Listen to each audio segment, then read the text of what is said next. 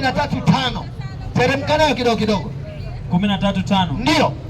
Kisha ndio akatia maji katika bakuli. Safi. Akaanza kuwatawala wakina nani? Wanafunzi miguu. Safi. Na kuifuta kwa kile kitambaa alichojifunga. Twende. Hivyo yuaja Simoni Petro. Ndio. Huyo akamwambia, nini? Bwana. Ndio. Wewe wanitawadha miguu mimi? Yesu akajibu, nini? Akamwambia, nani? Nifanyalo wewe hujui sasa. Safi. Lakini utalifahamu baadaye. Teremka. Petro akamwambia, nini? Wewe ndio hutanitawadha miguu kamwe. Safi. Yesu akamwambia, ndio. Kama nisipokutawadha, ikiwa sitokutawadha, huna shirika na mimi. Wewe na mimi ushirika tunakata kuanzia leo. Endelea. Simoni Petro akamwambia, safi. Bwana, wewe Yesu, si mguu yangu tu, usinitawadhe miguu tu, hata na mikono yangu. Na mikono yangu pia. Kichwa. Na kichwa changu weka maji. Kama Waislamu, kama hivyo desturi. Endelea sasa. Yesu akamwambia, ndio. Yeye. Ndio. Yeye. Aliyekwisha kuoga. Ikiwa ushamaliza kitendo cha kuoga, hana haja ya kuoga kichwa. Wewe rudia tena andiko. Wasiotaki haya, mpishe msomaji. Mimi nakuja leo na fundisho moja hapa acha hasira mbili. Twende sasa. Yesu anasema, Yesu akamwambia, hebu ngoja. Yeye aliyekwisha kuoga hana haja ila hana haja ila ya kutawadha miguu. Msomaji asome. Hiyo yote ni kukimbia maji, hiyo yote ni uoga wa maji, lakini tunafundisha leo hapo. Na hili fundisho, kama nyinyi wa kweli mnamwogopa Mungu na kisha mnamheshimu Yesu, kataeni hilo fundisho. Usiende 5. Yeye alikwisha kuoga. Twende. Hawajaiona hiyo, hawajawahi. Hebu angalia sisi Waislamu, Mwenyezi Mungu anatuambia katika Qur'ani, enyi mlioamini, mnapotaka kusali osheni nyuso zenu na mikono yenu mpaka vifundoni, kisha mpaka vichwa vyenu maji, kisha osheni miguu yenu mpaka vifundoni. Waislamu, kwa fundisho hili hakuna mtu anaweza akalipinga, hakuna mtu anaweza kulitilia maneno. Hii ni amri ya Mwenyezi Mungu. Kabla hujaingia kusali lazima ulifanye. Jamaa zetu kwa kuogopa maji wanataka kulikimbia andiko hili. Rudia tena. Na mwalimu. Inasemaje? Yesu akamwambia, nini? Yeye aliyekwisha kuoga. Ikiwa ushamaliza kuoga, hana haja, hauna haja tena ila ya ndio kutawadha.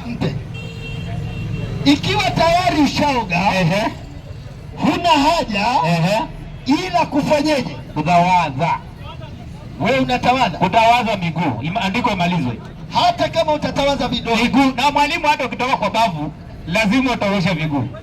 Hiyo hatuna shida. Wacha andiko imalizwe. Wacha nikufundishe siri moja, hata sisi Waislamu. Ikiwa unaoga maji mwili mzima, waweza kutia nia mbili, kwamba mimi naoga josho, kisha natawadha moja kwa moja. Unaingia katika maji mwili mzima, lakini kuna sehemu mbili hugusi. Ikiwa hutazigusa sehemu mbili, basi umeoga kisha umetawadha. Hiyo ni Uislamu. Yesu anasema yeye aliyekwisha kuoga. Kama umeshamaliza kuoga, haja yako ni kufanyeje? Kutawadha. Wewe unatawadha? Sina tawadha. Nini? Sinaosha miguu. Na nini? Sina maji. Wacha andiko imalizwe mwalimu. Tushamaliza. Bado. Arudi katika Qur'ani nikuonyeshe kitu. Bado mwalimu. Malizia. Wacha malizia hapa. Leo kakubali eti naye anatawadha. Wakati pale kwa nyumba hata kibuyu cha maji huna. Tishu umejaza za shilingi 8,000. Yaani wewe umewekelea tishu za shilingi 8,000, kibuyu cha shilingi 10, na ukakata mahali ukienda kufanya jambo zito ukajiosha. Kwa hiyo unasema hapana, jaza makaratasi kwa nyumba. Twende sasa. Yeye aliyekwisha kuoga, safi, hana haja ila akiwatawadha miguu. Twende. Bali yu safi mwili wote. Safi kabisa. Nanyi mmekuwa safi. Ndio. Lakini si nyote. Sio nyote. Kwa maana kwanza huyu hapa, ngoja kwanza, sio wote, kwanza huyu. Kuna kitu utatueleza vizuri. Yesu alitaka kumtimua Petro kwa sababu Petro hataki kufanyeje? Hataki kutawadha. Kwa kitendo cha kutawadha kilivyokuwa muhimu, Yesu alikasirika na Petro ama alimlegezea Petro? Alikasirika kwa sababu hataki kufanyeje? Kutawadha. Wewe unatawadha nini? Si nimekuambia mwalimu, na maandiko imemthibitisha. Wewe sasa ukimaliza kuoga unatawadha nini? Wewe unatawadha kweli kabisa kabisa. Ndio hiyo Qur'ani 5:6 sehemu ya chini yasema tuache. Twende, hatuachi hapo, tunarudi huko. Sisi hatuwezi kulazimisha, kwa sababu kitendo cha kutawadha ni wewe na nani? Na Mwenyezi Mungu. Kama unatawadha, naam, huyo ahame akae sehemu nyingine, akae huko pembeni. Haya, asipotulia. Haya, twende sasa, rudia tena. Enyi mlioamini, twende. Mnaposimama ili mkasali, safi, basi osheni nyuso zenu na mikono yenu, ndio, mpaka vifundoni. Endelea. Na mpake vichwa vyenu, ndio, na osheni miguu yenu mpaka vifundoni. Twende. Na mkiwa na nini? Na mkiwa na janaba, ndio, basi ogeni. Mpe tena. Wakina nani wanaambiwa? Nyinyi. Sisi tukiwa tumefanya jambo kubwa, tunatakiwa tufanyeje? Muoge. Wewe jambo kubwa unafanya, wamesema wameambia kina nani? Mimi nimemalizana na sisi. Sisi tumemaliza. Narudi kwako. Wewe huwa unafanya jambo kubwa kabisa. Yaani kuna mwenye afanya hapa? Hatujui. Kwa sababu hakuna CCTV ambazo zinatuonyesha tukiwa hapa kwamba nani kafanya nani hajafanya. Wewe na mimi. Wewe si unafanyaga? Wewe unafanya? Mimi nafanya. Mimi kwa mujibu wa Uislamu, Mungu ananiambia nikimaliza kufanya jambo nifanyeje? Wewe unafanya jambo kubwa, mwalimu. Ile kitu ya kwanza. Ngoja nikwambie. Hapa ni mafundisho. Ulipofika kwako, wewe unafanya. Baada ya kufanya jambo kubwa, wewe unaoga, si ndio? Mimi naoga. Wewe? Sisi mahali tumelelewa unaoga. Hakuna cha ujanja. Mimi najua. Ukimaliza unajipanguza, unachukua maji, unaoga. Wewe toka hapo. Mimi ndio nakwambia. Hebu kaanza mpe. Mwalimu, elewa hii kitu. Tunataka tufundishane. Tunafundishana. Ndio na mimi chenye nakwambia. Wewe unaoga?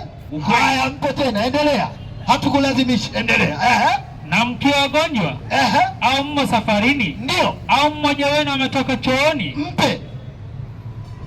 Si ulienda wewe katika maeneo leo? Ukateremsha mizigo? Leo. Ama hukuelewa? Na kusikiza. Umenielewa? Kwamba ulienda maeneo leo. Masaa bado.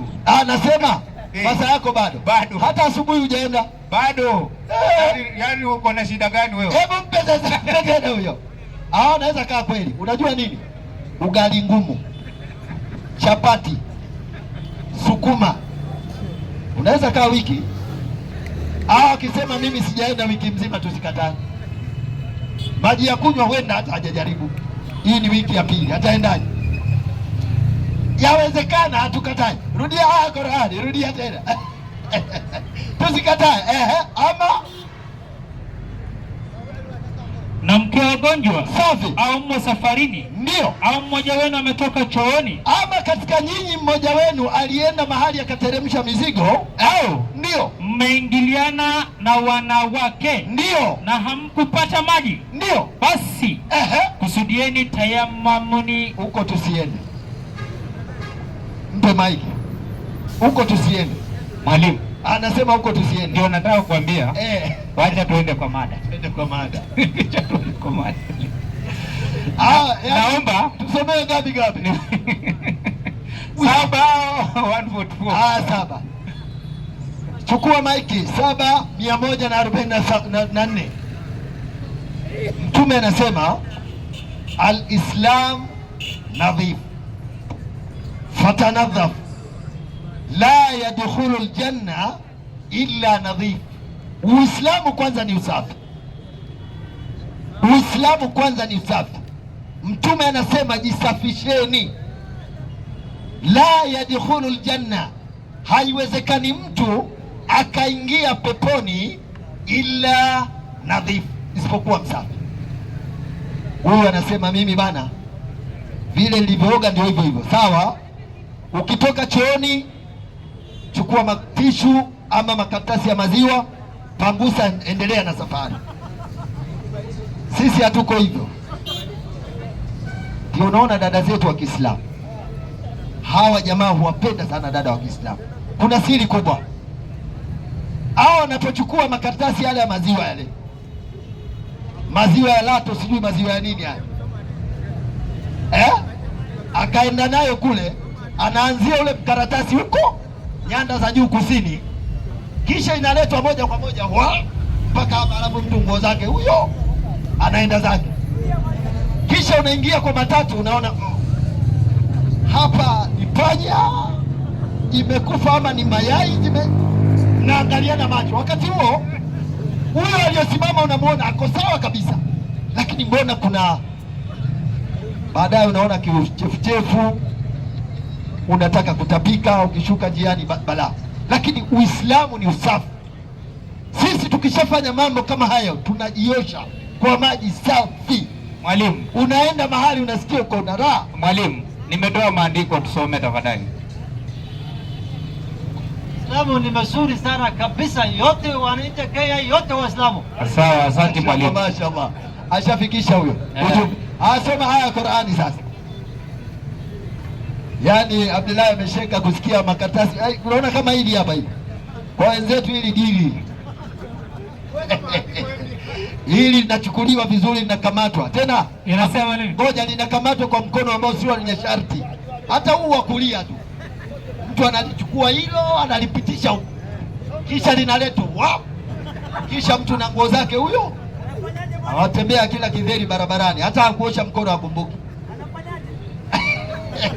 Soma andiko sasa, ile inasema ni billahi minash shaitani rajim.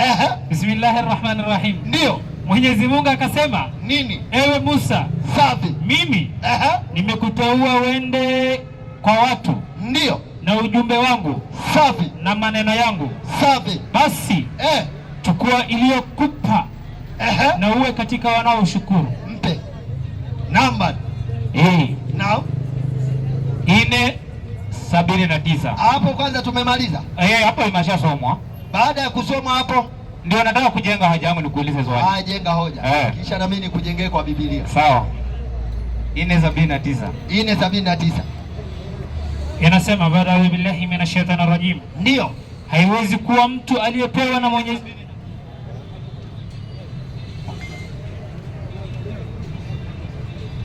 anafurahi leo na kofia yake ya mabati. Usomea ngapi? Hebu niambie mimi. 4:79. 4:79 Qur'an. Wanapenda kusoma Qur'an. Biblia ikisema tawadheni wanasema hapana, mimi nishaoga nimemaliza basi. Lakini Qur'ani anataka ahoji.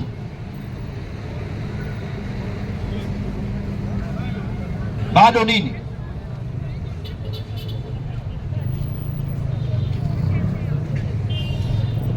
Ama muulize mchungaji kile ameambiwa na mchungaji amesahau.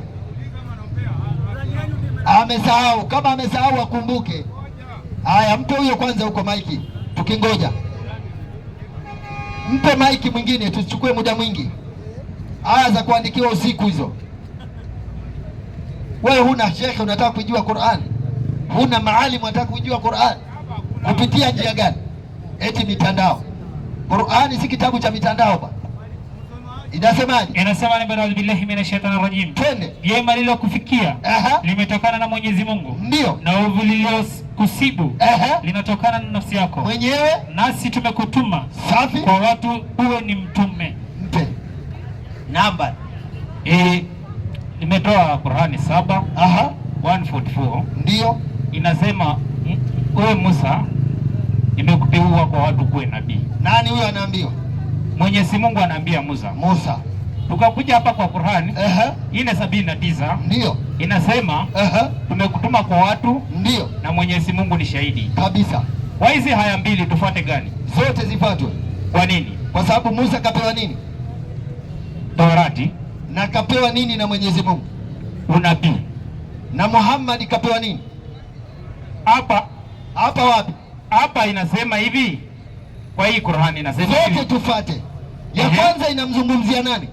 Musa. Ya pili na wenye uzungumzaji. Hawa wazungumzaji hawa. Usikae mambo. Hawa wazungumzaji hawa. Zote ulizotoa. Aya zote ulizotoa. Musa anaambiwa nani? Awe nani? Anaambiwa awe nabii. Na Muhammad anaambiwa awe nani? Anaambiwa kuwe nabii, lakini ile maneno iko hapa. Hii maneno iko na watu wawili different. Watu wawili different. Mwenyezi Mungu anaambia Musa direct. Akamwambiaje? Nimekuteua ukuwe nabii. Sawa? Ngoja kwanza. Mimi Mwenyezi Mungu. Ili twende vizuri. Hiyo aya ya Qur'ani inayomzungumzia Musa. Kwamba Mungu anampa utume Musa. Unaikubali? Hiyo naikubali. Ndio Mwenyezi Mungu. Musa ni nani? Ni nabii. Kupitia kitabu gani?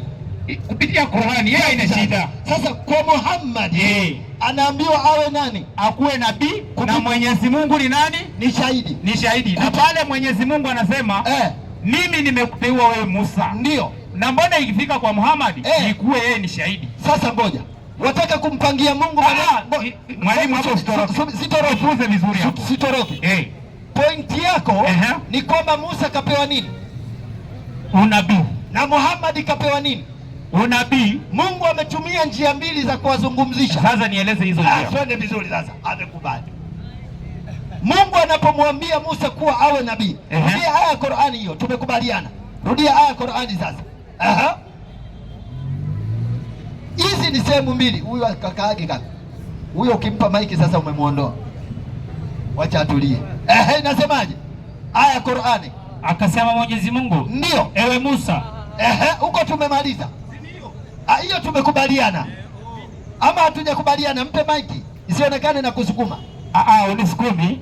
Tunataka tusome hii. Ndio. Na usome hii, alafu unieleze vizuri ambayo wewe uko na shaka nayo ni hii ama ni ile nyingine? Ni ingine. Ni ile nyingine. Hii ni 79. Nenda hiyo. Hiyo. Wewe unatanishinda mimi maneno.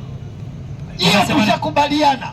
Na yote wamepewa nabii na nani? Na Mwenyezi Mungu. Sasa huyu anataka njia aliyopewa nayo utume Nabii Musa, Muhammad naye ambiwe hivyo. Sasa Mungu hapangiwi maneno ya kuzungumza na watu. Twende sasa, inasemaje? Jema lililokufikia limetokana na Mwenyezi Mungu. Safi. Na ovu lililokusibu ndio linatokana na nafsi yako. Twende. Nasi tumekutuma kwa watu uwe ni mtume. Mpe. Tatizo lako nini? Nasi ndio tumekutuma kwa watu ukuwe mtume. Ndio. Na Mwenyezi Mungu ni shahidi. Kwa hiyo utume wa Nabii Muhammad mwenye kushuhudia nani? Ni Mwenyezi Mungu. Wewe unatakiwa umhoji Mwenyezi Mungu. Mimi? Hebu nisomee Qur'ani. Mwalimu, wewe twende kwa andiko. Nisomee Qur'ani. Hatutakimbia 28:30. Subiri. Hatutakimbia maandiko ya Qur'ani ikiwa mengine hatujaelewa. Wewe una doubt na utume wa Nabii Muhammad kabisa. Mpe sasa. Sura ya 13 yake 43. Una haki wewe. Una haki ya kukataa. Yaani leo katika hii dunia watokee watu wamkubali wote Muhammad, Qur'ani ni uongo. Lazima watokee. 13 ngapi? 43. Twende. Inasema a'udhu billahi minash shaitani rajim. Na wanasema walio kufuru. Ndio. Na wanasema walio kufuru. Safi. Wewe Muhammad si mtume. Mpe sasa. Kuna watu wanaukataa utume wa Nabii Muhammad. Wana maneno wanasema. Wanamwambiaje Nabii Muhammad? Wewe sio mtume. Wewe unasemaje katika hilo? Mwalimu. Sikiliza, mwalimu. Usikilize, ndio wale watu ambayo wanaweza sikiza chenye tunafundishana ni nini. Hatukimbii. Naomba hivi. Hebu ngoja kwa. Somewa haya moja. Mimi nataka ufafanuzi wa aya hii.